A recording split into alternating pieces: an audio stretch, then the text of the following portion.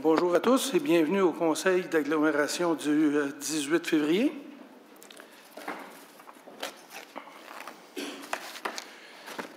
Pour le bénéfice de tous et de mes collègues au Conseil de ville, au Conseil d'agglomération, excusez, j'aimerais faire une petite lecture ici au sujet de clarifier quelque chose. Alors, prendre les lunettes, ça va mieux. Donc, chers collègues du Conseil d'agglomération, je veux clarifier d'entrée de jeu aujourd'hui la situation entourant la question de privilèges soulevée lors des séances du 10 décembre et du 21 janvier dernier par le maire de Brassard. Il a soulevé à la toute fin de séance ce qu'il affirmait être une question de privilèges, tandis que la mairesse était à clore le tour de table des élus. J'ai statué sur le champ que la question de privilèges n'était pas recevable à ce moment, et je n'ai pas donné le droit de parole au maire de Brassard. Voici pourquoi. Notre règlement intérieur, à l'article 1, définit la question de privilèges comme suit. Intervention d'un membre du Conseil qui se croit atteint dans son honneur ou s'il estime que ses droits, privilèges, prérogatives ou ceux du Conseil sont lésés. Or, ce que le maire de Brassard voulait faire en invoquant une question de privilège, c'était de commenter ou préciser la version que donnait la mairesse de la recommandation favorable au budget 2016 de l'agglomération par les membres de la Commission du budget, des finances et de l'administration. Une question de privilège doit être soulevée dans le strict sens de propos qui portent atteinte à l'honneur ou aux droits du Conseil et de ses membres. Or, ce n'était évidemment pas le cas. Je maintiens donc ma décision et, comme le prévoit l'article 58 de notre règlement intérieur, je déclare que l'incident est clos. Merci.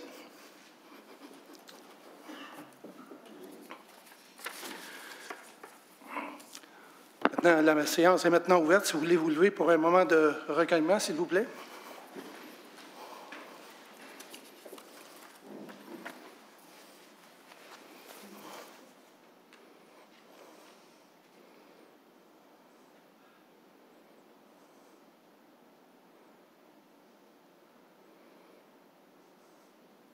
Merci. Passons maintenant au point 1.2, qui est l'adoption de l'ordre du jour. Monsieur Despatie. Oui, Monsieur le Président, j'aimerais proposer l'adoption de l'ordre du jour avec l'ajout des points 1.10 à 1.19. Très bien, merci. L'ordre du jour adopté. Point 1.3, période de questions du public. Nous avons 2 questions aujourd'hui. J'appellerai en premier lieu M. Louis Mercier.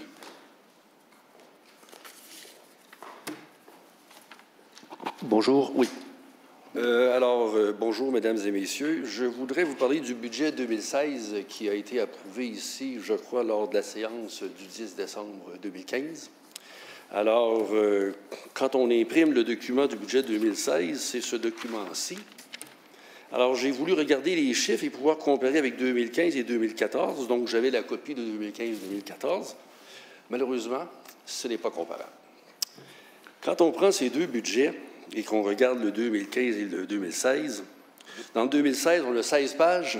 J'oublie le PTI ici pour l'instant parce que je parle du budget. On a 16 pages dans le 2016. Dans 2015, on a 30 pages. Dans 2015, on a 9 pages de transition, des pages blanches, des titres et tout. Dans le 2016, 1 page. Des pages hors contexte, 0 dans le 2015, 4 dans le 2016. Des pages inutiles, selon moi, 0 dans le 2015, 2 dans le 2016. Des pages de faits saillants, 2 dans le 2015, dense et bien serré, 3 dans le 2016, avec beaucoup d'aération. Des pages réelles de budget, 8 dans le 2015, 2 dans le 2016. Des pages de quote-part, 9 au total dans le 2015, 3 dans le 2016. Lisibilité, je vous dirais que je vais retenir certains commentaires, si vous permettez, Monsieur le Président, mais je trouve que le 2016 est nettement moins bien lisible que le 2015 et les autres années antérieures. Alors, quand on regarde le 2015, puis on prend la page 2, on regarde l'éco-centre, moi qui est de Saint-Bruno de Montarville, je vois Grande Allée, Marie-Victorin, il y a une rue à Marie-Victorin. Il me semble que ce n'est pas l'adresse de l'éco-centre de Saint-Bruno, puis Grande Allée, je ne connais pas ça. Quand on regarde à la page 3, je pense que tout le monde connaît la géographie de l'agglomération, c'est un petit peu inutile. Quand on va à la table des matières, puis qu'on regarde la répartition des ressources humaines, en page 13, puis on regarde la répartition des ressources humaines, 1255, on cherche la répartition. C'est le budget 2016. 336 millions de dollars. Bon, excusez-moi, c'était pas voulu. 336 millions de dollars de budget, 2 pages, 118 millions par page. Si on prend le poste des charges de 2016 à la page 11 et qu'on regarde les chiffres, aménagement, urbanisme et développement, 2,4 millions, contribution, 6,4, frais de financement, dette à long terme, 7,5. On additionne ça, ça fait à peu près 17 millions. On a un poste autre à 19 millions, aucune explication. 2,7 d'augmentation sur ce poste par rapport à 2015. Dans le portail Internet, on s'en va sur la page de Longueuil, on trouve le budget de Longueuil, plus 4 exercices antérieurs. En passant, 4 exercices antérieurs, le tableau n'a pas été mis à jour en 2 mois parce que 2015 n'est pas là. La page de l'Aglo, rien. Aucun budget antérieur. Alors, face à l'impossibilité d'analyser ce budget-là, bien là, j'ai demandé à la ville de Longueuil et d'autres villes également, les 4 villes liées, ainsi que Saint-Basile et Sainte-Julie, parce que ce sont des villes voisines, je leur ai demandé de me transmettre le budget du format MAMO, qui est le budget dans un format qui est prescrit par le ministère des Affaires municipales. Je résume les positions des autres villes, mis à part Longueuil. Soit que le document est disponible sur le site même, soit transmis dans des délais normaux, 1 semaine, 2 semaines, soit indisponible, mais au moins on me suggère le 2015 en attendant et on me dit, M. Mercier, quand on aura le document 2016, on vous l'enverra. J'ai tout reçu. Alors, merci aux 4 villes liées pour cette célérité. Longueuil, échange bureaucratique de courriel. Le mémo n'est pas disponible. Quand est-ce que vous allez pouvoir me l'envoyer? On ne sait pas. Vous refaites une demande plus tard. Oui, mais ma demande est faite. Non, on ne l'a pas, donc la demande est close. Vous en ouvrirez une autre. Je demande le budget sous une autre forme et pour me faire comprendre et pour éviter la feuille de chou, qu'on va retransmettre de nouveau, j'écris dans un courriel, et je vous cite un paragraphe, parce que là, il fallait mettre les points sur les i et les barres sur les t. Alors, j'ai demandé qu'il doit y avoir un budget pointu, complet, volumineux, exhaustif et explicite qui a été présenté aux membres du Conseil de l'agglomération pour le vote de son acceptation en décembre dernier. J'aimerais avoir ce document en format PDF. Si ce n'est pas possible, il doit y avoir une autre forme de budget qui permet à un citoyen de comprendre le budget et que vous pouvez me faire suivre. Quelle perte de temps de bureaucratie d'être obligé d'être aussi explicite. Mais j'ai reçu un budget. Alors, finalement, on m'a transmis le budget qui a été accepté à une séance à l'interne du 27 novembre 2015. Ce n'était pas le budget 2017 qu'on m'a envoyé, c'était bien le budget 2016. Mais je suis obligé de vous dire que je suis tombé à l'envers quand j'ai reçu ce budget-là. Pourquoi? C'est pas compliqué parce que le budget, ce document-là, il est à peu près égal à ce document-ci de 2015.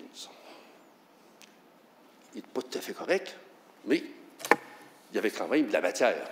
Alors, ma question, M. le Président, c'est pourquoi sous-informer quand tout est là? Et pourquoi ne pas avoir pris le budget adopté le 27 novembre 2015 et l'avoir transposé dans le format 2015 existant? Les gabarits sont là de travail en Excel. On reproduit tout simplement ça et on fait le budget. C'est pourtant simple. Qu'est-ce qu'on a cherché à faire avec ce budget feuille de chou? La question qui vient à l'esprit de tous les gens, c'est de... Je la retiens, je ne la dis pas parce que je risque d'attirer les foudres du président de cette séance. Je demanderai de revenir au format 2015 pour le budget 2017 et je fais appel à tous les élus ici pour de la transmission d'informations démocratiques complète pour les citoyens. Et je demanderai qu'on publie sur le site de l'agglomération, bon, le site de la ville de Longueuil, les 4 dernières années, si possible, du budget de l'agglomération. Si vous ne voulez pas le faire, je n'ai pas de problème, mais enlevez celle de Longueuil. On ne fera pas de discrimination entre l'agglomération et la ville. Pourquoi Longueuil n'a pas encore produit le MAMO? Quand va-t-il être produit? vais être obligé d'envoyer une demande à toutes les semaines. Quand j'en envoie une, ce n'est pas disponible, on la ferme plutôt que de la laisser ouverte comme les autres villes ont fait. Que cherche Longueuil dans ce refus de servir les citoyens des villes liées? Et pour l'avenir, M. le Président, je termine avec ceci, j'ai des questions sur le budget, non pas sur la forme, parce que je vous ai parlé que de forme. À qui vais-je poser mes questions pour avoir une réponse rapidement avec la connaissance du dossier? Merci, monsieur. Merci. Madame Parent. Oui, merci, monsieur Mercier. Monsieur le Président, c'est vrai qu'il y a eu une modification au niveau de la présentation du budget 2016. Honnêtement, ça a été proposé parce qu'antérieurement, il y avait beaucoup de questions de compréhension sur l'ancienne façon de présenter les différentes directions et les différentes onglets du budget. Donc, ça a été une façon de faire pour simplifier et non pas pour cacher quoi que ce soit, parce que de toute façon, comme vous l'avez bien dit, M. Mercier, M. le Président, on est tenu de toute façon de remettre au MAMO un budget qui respecte en tout point les exigences de ce ministère, et c'est ce que nous faisons. Alors, non, il n'y avait rien à cacher. C'était tout simplement une nouvelle façon de présenter le budget qui a été faite pareillement au niveau local afin de faciliter la compréhension de l'ensemble des grandes directions. Alors, voilà. Merci, Mme Parent. Monsieur, merci. Merci. Parce que vous pourriez publier les deux rapports sur le site. Merci. S'il vous plaît. Vous avez eu votre période de questions. Merci. Maintenant, j'appellerai M. Hubert Robichaud. Bonsoir, M. le Président. Hubert Robichaud, représentant des employés d'entretien au réseau de transport de Longueuil. Lors du conseil d'administration du 4 février du conseil d'administration du réseau de transport de Longueuil, j'ai déposé une lettre à Mme la présidente, Mme Métier, au niveau de l'entretien des véhicules, de la flotte des véhicules et du patrimoine. Cette lettre avait pour but de dénoncer les coupures budgétaires au niveau du réseau de transport de Longueuil afin d'entretenir sa flotte de véhicules et ses bâtiments. Depuis quelques années, les budgets au réseau de transport sont maintenus ou réduits pour l'entretien, ce qui affecte l'entretien des véhicules et que tôt ou tard, les services aux usagers vont être impactés. Est-ce que l'agglomération, le conseil d'administration de l'agglomération va prendre les mesures nécessaires afin que les budgets octroyés au réseau de transport de Longueuil seront suffisants pour maintenir le patrimoine et la flotte de véhicules du réseau de transport de Longueuil? C'est ma question. Merci, M. Robichaud. Mme Parent. Oui, merci, M. Robichaud. Monsieur le Président, je comprends que les démarches ont été faites à la bonne instance, donc au conseil d'administration du RTL. Je rappelle, par contre, que le budget n'a pas été amputé en 2016, mais bien augmenté par la volonté ici des membres du conseil d'agglomération.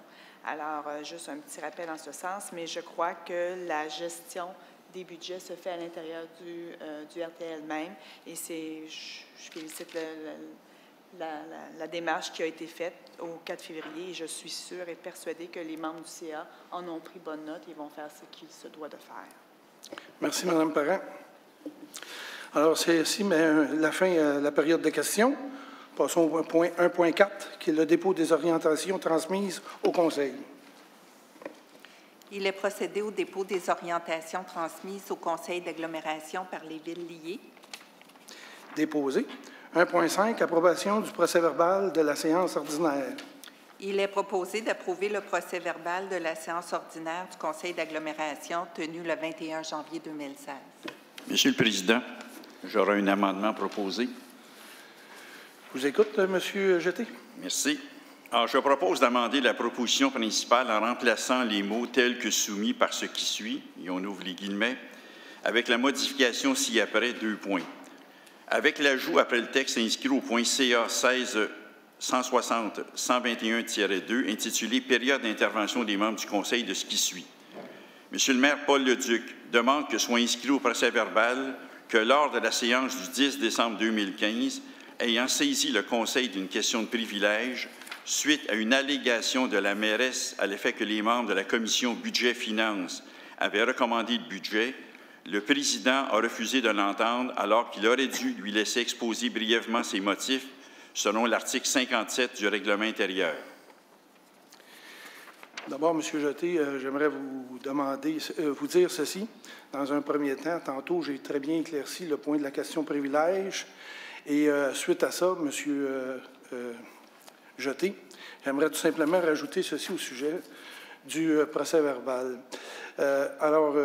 Suite à des vérifications faites auprès de notre greffe, je vous informe qu'il n'est pas dans les usages du Conseil d'agglomération d'inscrire les questions de privilège au procès-verbal. Essentiellement, le procès-verbal se veut le reflet des décisions prises par les membres en Conseil. J'ajoute ça tout simplement pour votre compréhension de la façon, les procédures ici qui se passent à Longueuil. Je maintiens ma demande d'amendement, Monsieur le Président. Donc, Madame la greffière, on a une demande d'amendement ici. Donc, nous allons procéder. Alors, j'appelle le vote sur la proposition d'amendement. Excusez-moi, Madame, est-ce que la proposition est appuyée sur l'amendement? Oui, merci, Monsieur Beaulieu, de vérifier cet état d'appui. Donc, Monsieur Despetit appuie. Alors, si vous voulez procéder au vote sur l'amendement, s'il vous plaît. Oui. Alors, Madame Sylvie Parent. Juste clarifier, c'est sur l'amendement qu'on vote? Exactement, sur l'amendement. Contre. Madame Jacqueline Boubane. Contre. Monsieur Alain Despatie. Pour. Monsieur Pierre Jeté. Pour. Monsieur Martin Murray. Pour l'amendement. Madame Monique Bastien. Contre. Monsieur Xavier Léger. Contre. Madame Nathalie Boisclair. Contre. Monsieur Éric Beaulieu. Contre. Monsieur Michel Langto. Contre. Donc, l'amendement est rejeté aux deux tiers. Monsieur le Président, je demande le vote sur la proposition principale. Tout à fait. Donc, le vote est demandé sur la principale, Madame la greffière. Est-ce que la demande de vote est appuyée? Appuyée encore. Excusez. Cette omission. Donc, le vote sur la proposition principale. Madame Sylvie Parent. Pour, Monsieur le Président. Madame Jacqueline Boubane. Pour. Monsieur Alain Despatie. Contre. Monsieur Pierre Jeté. Contre.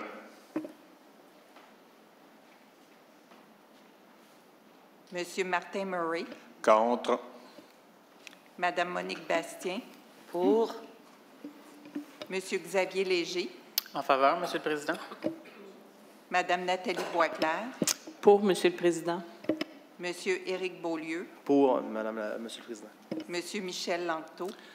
Pour, Madame la greffière. Donc, c'est adopté aux deux tiers. Point 6, adoption du règlement. Il est proposé d'adopter le règlement CA 2016-237, modifiant le règlement CA 2009-108, établissant la tarification applicable pour certains services de sécurité publique. Adopté. 1.7, approbation d'un protocole d'entente. Il est proposé d'approuver le protocole d'entente à intervenir entre la Ville et la Gendarmerie royale du Canada concernant le déploiement de policiers dans le cadre de missions de paix internationales pour une période se terminant le 31 mars 2019. Adopté. 1.8, autorisation d'un prêt de service. Il est proposé d'autoriser le prêt de service d'un policier du service de police à la Sûreté du Québec pour agir à titre d'enquêteur au service des enquêtes sur la contrebande de la Sûreté du Québec et d'approuver le protocole d'entente à intervenir à cet effet. Adopté. 1.9, avis de motion d'un règlement. Il est à propos qu'un avis de motion soit donné sur un règlement sur les rejets dans les égouts. Monsieur Beaulieu? Non, c'est Mme Bastien. Madame Bastien, excusez. J'espère que je ne ressens pas. Non, ça va bien. Je donne cet avis de motion, Monsieur le Président. Merci. Donc, Mme Bastien donne l'avis de motion au point 9. 1.10, mandat à l'Union des municipalités du Québec. Il est proposé de confier à l'Union des municipalités du Québec le mandat de préparer un document d'appel d'offres visant à adjuger un contrat d'achat regroupé de différents produits utilisés en sécurité incendie. Adopté. 1.11, versement d'une contribution financière. Il est proposé d'abroger la résolution CA 110922-1.16 et il est également proposé de verser une contribution financière de 1 896 285 $ pour la réalisation du contrat d'acquisition et de rénovation de terrasse Mousseau phase 1 dans le cadre du programme Accès Logis de la Société d'habitation du Québec et d'assumer 10 du coût du supplément loyer pour un minimum de 19 logements et un maximum de 54 logements. Adopté. 1.12, versement d'une contribution financière. Il est proposé de verser une contribution financière de 1 796 310 $ pour la réalisation du projet d'acquisition et de rénovation de terrasse Mousseau phase 2 dans le cadre du programme Accès Logis de la Société d'habitation du Québec et d'assumer 10 du coût du supplément au loyer pour un minimum de 18 logements et un maximum de 52 logements. Adopté. 1.13, adoption du schéma de couverture de risque. Il est proposé d'adopter le schéma de couverture de risque en incendie révisé 2016-2020, conformément aux articles 23 et 24 de la Loi sur la sécurité incendie. Adopté. Je demande le vote, Monsieur le Président. Êtes-vous appuyé? J'appuie. Donc, le vote est demandé sur le point 1.13, Donc, le vote qui est sur l'adoption 1.13. du schéma de couverture de risque. Oui. Madame Sylvie Parent. En faveur. Madame Jacqueline Boubane. Pour, Monsieur le Président. Monsieur Alain Despatie. Contre, Monsieur le Président. Monsieur Pierre Jeté. Pour, Monsieur le Président. Monsieur Martin Murray. En faveur. Madame Monique Bastien. Pour, Monsieur le Président. Monsieur Xavier Léger. Pour, Monsieur le Président. Madame Nathalie Boisclair. En faveur, Monsieur le Président. Monsieur Éric Beaulieu. Pour, Monsieur le Président. Monsieur Michel Langteau. Pour aussi, Mme Lagraffière. Donc, c'est adopté à plus que des 2 tiers. 1.14, dépôt du procès-verbal. Il est procédé au dépôt du procès-verbal de correction du procès-verbal de la séance ordinaire du Conseil d'agglomération tenue le 18 juin 2015. Déposé. 1.15, avis de motion d'un règlement autorisant l'acquisition de logiciels. Il est à propos de donner un avis de motion afin qu'un règlement autorisant l'acquisition d'un logiciel d'analyse de l'information criminelle pour le service de police, l'acquisition d'équipements informatiques ainsi que le rehaussement d'infrastructures, d'équipements et d'outils téléphoniques et technologiques dans les directions d'agglomération et décrétant un emprunt soit présenté. Oui, M. Léger. Je donne cet avis de motion, Monsieur le Président.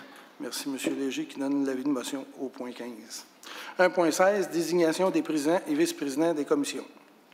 Il est proposé de désigner les membres suivants du Conseil ordinaire de la Ville de Longueuil au poste de président et vice-président de commission d'agglomération en alternance du 1er janvier au 30 juin 2016 et du 1er juillet au 31 décembre 2016, soit Mme Sylvie Parent à la commission du budget, des finances et de l'administration, M. Benoît Lécuyer à la commission de la sécurité publique, Mme Lorraine Guéboivin à la commission de l'environnement et de l'aménagement et Mme Monique Bastien à la commission de l'habitation et du logement social.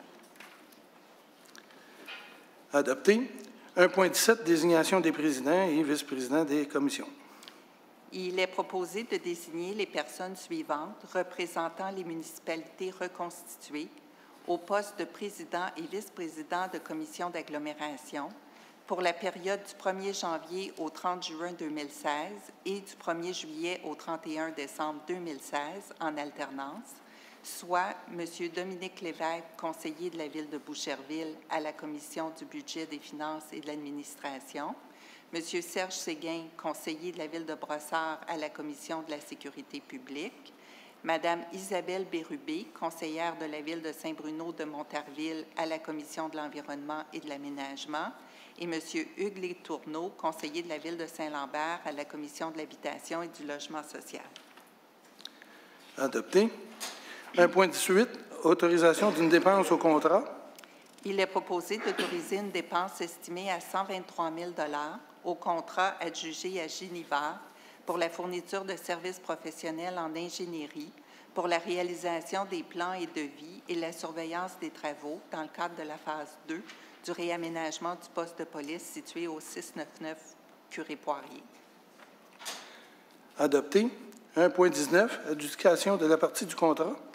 Il est proposé d'adjuger la partie du contrat pour la fourniture de services de main-d'œuvre et d'outillage spécialisés relevant d'une compétence d'agglomération pour une période de 3 ans se terminant le 17 février 2019 à groupe C&G Beaulieu pour un montant estimé à 858 852,38 et que toute dépense à être effectuée ou engagée par la direction du génie dans le cadre de ce contrat soit dûment autorisée par le Conseil, le comité exécutif ou un responsable d'activité budgétaire.